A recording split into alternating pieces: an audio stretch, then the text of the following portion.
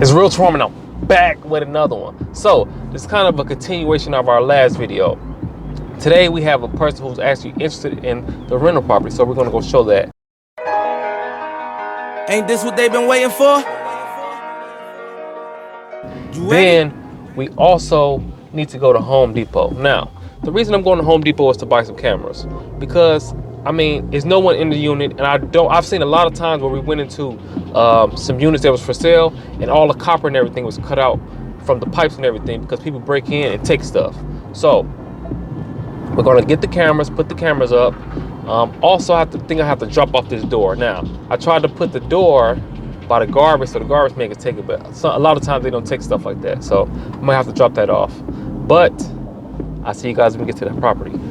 So it's 9:30 and they are not here, which means I don't know if they're not gonna come or if they're gonna come. So I'm gonna give them until 9:35, and then 9:35, I'm just gonna leave because I'm not gonna sit here and wait all day. I'm gonna tell you guys what we did to the unit. I did put brand new caulk around the sink area in the kitchen, and I also put in a new door.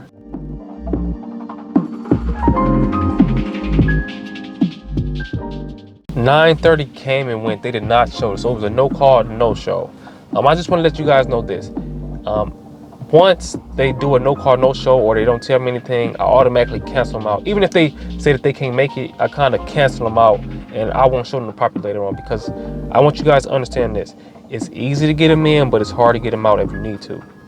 And if you can't even come to the thing on time, to the showing on time, what makes you think that they're going to pay rent on time? So you guys want to make sure you pay attention to that and vet these people properly, because if you don't, you can end up with a bad case. And sometimes it just happens when it happens, but you want to try to prevent it at all costs. I told you guys that you always want to pre-qualify the people who's looking to potentially rent the unit. I pay attention to everything. I pay attention to if they come. The first thing is if they come on time. Secondly, if they do like the apartment, I would like to contact their previous landlord or the landlord they currently have to make sure they've been not late on bills, or they've always paid their rent on time, and make sure they haven't tore up the property and stuff like that. Also, I do a credit and background check. Now, as far as the credit check goes, I pretty much look for, have they been paying their bills on time? Now, I do make an exception for certain things like medical bills or like student loans, because a lot of people have those two things. So, but other than that, I pay attention to they pay their water bill, electric bill on time, gas bill, and stuff like that. And another thing I would like to know is about their income. How much are they making at their job? I need the two last check stubs that they got from their job, because some people may say they have a job and they really don't. So I checked with the employer, and that's really about it. Now we're going to go ahead and go to Home Depot.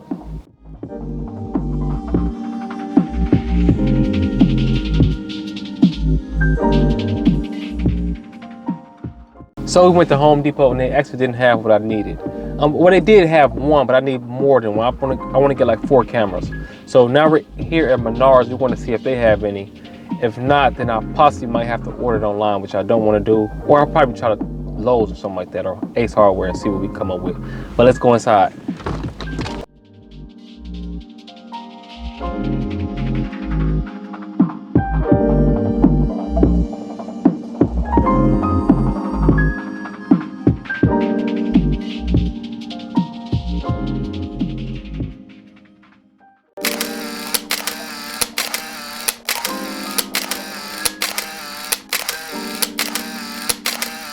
We got the door in the back, as you guys can see.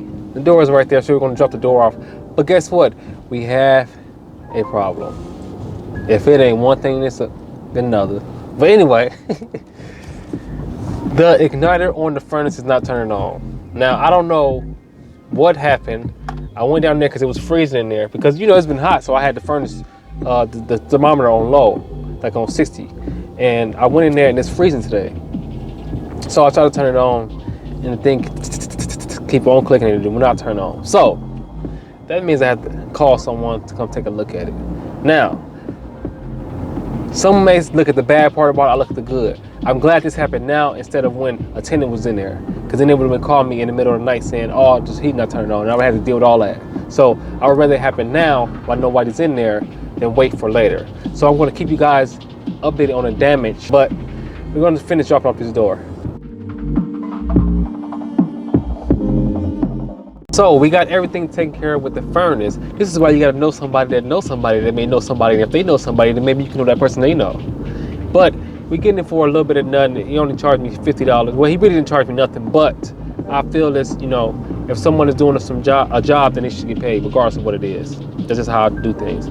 But the furnace is working great. What was wrong with it was the ignition switch was very dirty, which honestly, I don't know nothing about this type of stuff, so I don't know what to look for and what not to look for, you know?